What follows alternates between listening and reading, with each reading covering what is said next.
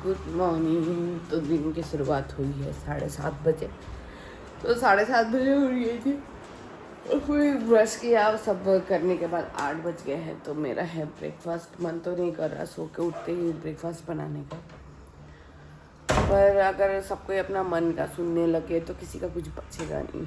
तो चलते हैं और बनाते हैं अपना ब्रेकफास्ट, जैसे तैसे करके कंप्लीट करते हैं। उसके बाद आऊँगी तो बाल्टी में कल रात 1 बाल्टी कपड़े धोए तो बैल्कनी में सारे डालूँगी।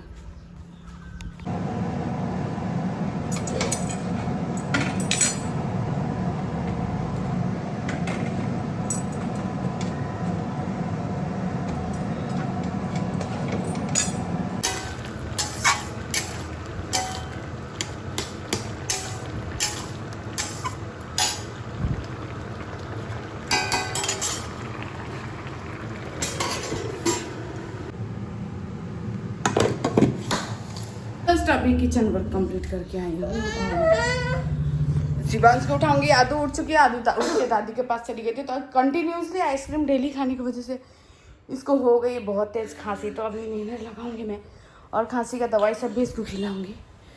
तो इसका वही है, ये कंटिन्यूसली आइसक्रीम खाती है और फिर इसका खांसी पकड़ लेता है। अभी ना आइसक्रीम की मानती नहीं है, तो मैं इसको अभी जस्ट इन्हेलर सब लगाऊंगी। मैंने सारा इन्हेलर संभाल के रखा है क्योंकि मुझे पता होता है कि इसको बार बार खांसी होती है। तो अब मैं इसको इन्हेलर लगाऊंगी। तो मैंने इन्हेलर, चलो सो। सो मेरा शार हो चुका है कंप्लीट और आ चुकी मैं मेरा ब्रेकफास्ट लेने के लिए। तो आज का मेरा ब्रेकफास्ट ये रहा। तो थोड़ा सा साग लिया है, आलू मूली का सब्ज़ी लिया है और लिया है चाय। वो भी 12:30 बजे मेरा ब्रेकफास्ट हो रहा है। तो हो चुका है मेरा। तो अब थोड़ा सा चाय और बिस्किट खाते हैं क्योंकि ब्रेकफास्ट के बाद ना मैं 2 चाय बिस्किट ना खाना तो मेरा मन ही नहीं बढ़ता। और ये देखो क्या कर रहा है, चीनी मिट्टी के बर्तन निकाल के उसको पटक रहा है। आज मॉर्निंग की शुरुआत ही मेरे थोड़ा मूड गर्म होने से हुई है। मतलब आज मैंने सुबह सुबह ऐसा देख लिया ना कुछ कि मतलब सुबह से मेरा दिमाग बहुत ज़्यादा गर्म है, बहुत ज़्यादा गुस्सा है। ऑब्वियसली मेरे हस्बैंड पे है। तो जैसा कि आप लोगों को पता ही है कि शिवांश थोड़ी दिन पहले ही हॉस्पिटल से घर आया है। तो उसको डायरिया पकड़ा था। तो उसको ना लैक्टो वाला दूध एकदम मना किया हुआ है, मतलब लैक्टो फ्री दूध पिलाने को कहा गया। तो मैं उसको आइसोमिल पिला रही हूँ। और कल इसके पापा ने, पता नहीं उनका दिमाग कहाँ पे था, सारा दिन तो फ़ोन चलाते रहते हैं। एक हाथ से फ़ोन चलाते हैं, दूसरे हाथ से काम करते हैं। तो ऑब्वियसली दिमाग तो काम करता नहीं है। तो सारा दिन क्या किया है, रात में उसको सोने से पहले वो लैक्टो वाला दूध पिला दिया है। और जिसके वजह से उसका सुबह से वो अपना डायपर 2-3 बार गंदा कर चुका है। और जब मैंने इसको खाना भी सुबह खिलाने का ट्राई किया तो उसने वो भी बूम ही कर दिया। तो मुझे ऐसा लग रहा है कि मतलब इसकी तबीयत वापस से ख़राब ना हो जाए। तो इस चीज़ को लेके मुझे इतना जो गुस्सा लगा उन पे इतना। और जब मैंने पूछा कि क्यों लैक्टो वाला दूध पिलाया तो बोल रहे मेरा दिमाग से निकल गया। तो बच्चों के मामले में मुझे केयरलेस करना एकदम पसंद नहीं है। मतलब बच्चों के मामले में जब आप माँ बाप बने हो तो आप केयरलेस जैसा नहीं कर सकते हो। आप माँ बाप बन गए हो तो केयरलेस का बच्चों को लेके, अपने को लेके केयरलेस चलता है। आप कुछ भूलो ना भूलो, पर बच्चों को लेके मुझे नहीं लगता कि केयरलेस होना सही बात है। क्योंकि बच्चों मतलब बहुत जल्दी बीमार पड़ जाते हैं, बहुत जल्दी पड़ जाते हैं। सो जिस वजह से मेरा माथा बहुत ज़्यादा गर्म है। अब पता नहीं बाद में कैसा होता है कैसा नहीं होता है। तो मैं मिलूँगी अब थोड़ी देर के बाद। तो गुड इवनिंग। तो शाम के बज रहे हैं 5:30 और मैंने अभी तक लंच नहीं किया क्योंकि मैं सो के उठी 5 बजे। फिर फेस वॉश किया, फिर अपना लिपा पोती, मतलब उतना ज़्यादा नहीं, मॉइस्चराइज़र सनस्क्रीन लगाया।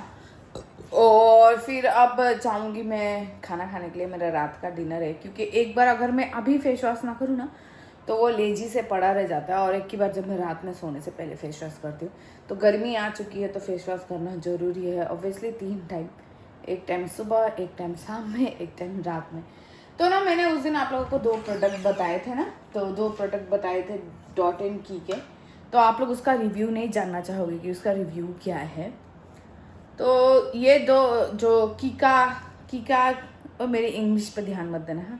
कीका क्लाइमिंग जो मॉइस्चराइज़र था, मतलब ये 2 जो मॉइस्चराइज़र था for oily and acne prone skin. तो मैं ऑनेस्टली इसका रिव्यू देती हूँ, एकदम ऑनेस्टली। कोई इसके पीछे मेरा कोई मोटिव नहीं है किसी को तारीफ़ करूँ किसी की ना करूँ। अगर आपका एक्सेस ऑयली फेस है, ऑयली एकदम पिंपल से भरा हुआ फेस है, जैसे मेरा तो कितना भी मैं क्योर कर लूँ मेरा पिंपल्स आता ही आता है, पिंपल्स मेरे रुकते नहीं हैं। पर दो प्रॉब्लम है, एक तो ऑयली स्किन भी है, ऊपर से पिंपल भी बहुत होते हैं। तो जो ऑयली स्किन पिंपल्स का मुझे पता नहीं है पिंपल्स रोकेगा कि नहीं रोकेगा, क्योंकि ऐसा कोई चीज़ नहीं जो आपका पिंपल्स रोक दे। जब तक आप अपना ब्लड मतलब अगर आपके ब्लड में गंदगी है, आपका टेंशन है लाइफ में, तो आपका पिंपल्स होंगे ही। पर जैसे मैंने न्यूट्रीजिना का फेस वॉश सब भी यूज़ किया है, तो वो सब भी यूज़ करने के बाद पिंपल आते ही, ऐसा नहीं है कि नहीं आते। तो छोड़ो, पिंपल का छोड़ो, आना होगा तो वो ऐसे भी आएंगे ही, नहीं आना होगा तो किसी से नहीं आएंगे। और रह गया ऑयली फेस, मतलब जो एक मॉइस्चराइजर लगाने के बाद chip chip chip chip chip chip chip chip करता है ना, तो जो ये डॉट एंड की का जो मॉइस्चराइज़र है ना, वो बेस्ट है आपके लिए। अगर आपका ऑयली स्किन है, एकदम समर के लिए बेस्ट है। क्योंकि जो अदर क्रीम होता है ना, जैसे मामा अर्थ का कोई क्रीम, तो वो सब मॉइस्चराइज़र लगाने के बाद तब भी थोड़ा chip chip chip chip chip chip होता है। जैसे ये मॉइस्चराइज़र लगाने के बाद भी मतलब थोड़ा आप ऐसे ऐसे करोगे ना, तो ऐसे ऐसे करोगे उंगली, तो यहाँ पे चिपकेगा। सनस्क्रीन लगाने के बाद भी यहाँ पे चिपकेगा। जैसे मैं प्लम का सनस्क्रीन लगाती थी, पर जब से मैं ये मॉइस्चराइज़र 2-3 दिन से मॉइस्चराइज़र और सनस्क्रीन यूज़ कर रही हूँ ना, देखो बिल्कुल भी चिप चिप चिप चिप नहीं है, बिल्कुल भी चिप चिप नहीं है। मैंने मॉइस्चराइज़र भी लगाया है, मैंने सनस्क्रीन भी लगाया है, पर शायद 1-2 घंटे बाद चिप चिप हो। मैं नहीं कह रही कि 1-2 घंटे बाद चिप चिप ना हो, पर ये जैसे अदर मॉइस्चराइज़र और सनस्क्रीन लगाते ही बहुत ज़्यादा चिप चिप चिप चिप होता था, नहीं ये बिल्कुल भी चिप चिप नहीं हो रहा है। एकदम बेस्ट है ऑयली स्किन के लिए, जिनका ऑयली फेस रहता है, एकदम बेस्ट एंड बेस्ट है। तो आप भी यूज़ करके एक बार देख सकते हो, मतलब ट्राई करना में कोई बड़ा बात नहीं है। मैं नहीं कहूँगी कि बहुत कमती प्राइस है, ऑब्वियसली मिडिल क्लास के लिए 500 रुपीज़ एक 50 ग्राम मॉइस्चराइज़र, 50 ग्राम सनस्क्रीन के लिए बहुत ज़्यादा है 500 रुपीज़।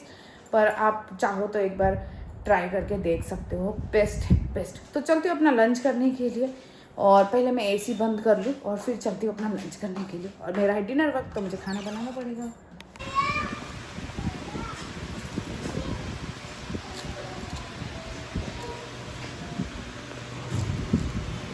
तो जैसा कि देख सकते हैं, हम आ चुके हैं किचन में, और हमारे साथ मौजूद है हमारी असिस्टेंट आराध्या प्रसाद, और मैं हूँ उसके साथ कैमरामैन हर्षिता सोनी। तो हम दोनों मिलकर बना रहे हैं आलू पटल की सब्ज़ी। तो आलू पटल की जो सब्ज़ी में मस्ट हम अनियन को रेड कर रहे हैं, और अनियन को रेड करने के बाद हम सब्ज़ी को ऑलरेडी रेड करके गए थे, मतलब सब्जियों को ऑलरेडी छोंक के गए थे, मतलब लाल करके गए थे। और गंदे हाथों से ये हमारी आटा को छू रही है, और मैं बोल रही हूँ कि जा दादी के पास तो जान ही नहीं है। तो हम बनाएंगे फटाफट अपना सब्ज़ी और रोटी। टाइम मिला तो हम थोड़ा इसको पढ़ाएंगे लिखाएंगे इस बेवकूफ़ को। तो गर्मी लग रही है बहुत जोर, पूरा कपार में पसीना, खोपा किया था, खोपा भी खुल गया है रे भैया।